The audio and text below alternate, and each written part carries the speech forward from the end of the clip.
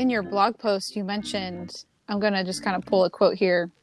You said, what's often overlooked about teaching is that teachers have developed and mastered many skills that position them to be effective across a variety of fields that many might even consider to be unlikely or unsuitable. While teaching experience can transfer into the fields of many things, including higher level or different level academics and coaching, you chose to, you said, focus on how it directly relates to user experience. Those unfamiliar with what it takes to be a great teacher might have their doubts, but you say, I'll explain how a teacher's process involves many of the same steps that UX designers follow. And then you give a short list. You said, teacher is responsible for, in terms that designers are likely familiar with, user research, prototyping, visual communication, empathy, interaction design, analytics, communication skills, and so much more.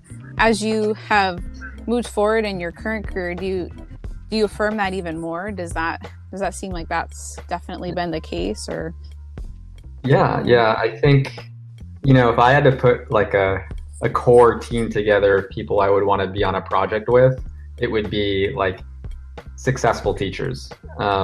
And I think just the reason being is that, being a designer, which just in and of itself sounds conceited, right? Like,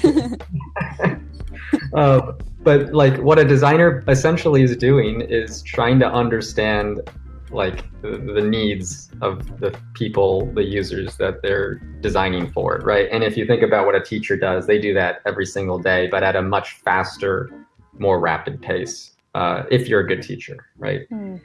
And so like, in terms of like empathizing with, the end user, if you're a teacher, you have to do that with, your 32 immediate students who all have a variety of different needs, life experiences, skill levels, right? You might have a student that speaks no English, and you might have a student who reads at a 12th grade reading level in 6th grade, and you might have a student with,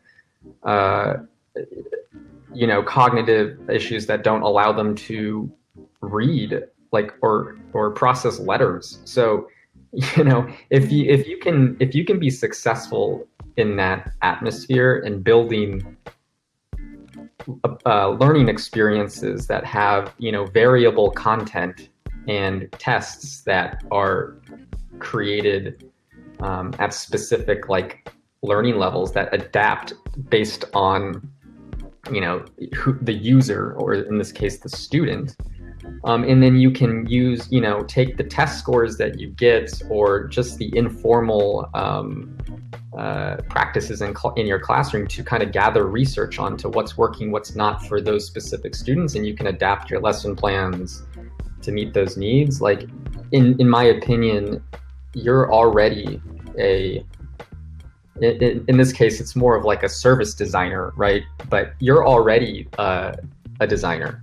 You don't have that, pretentious title. Wow.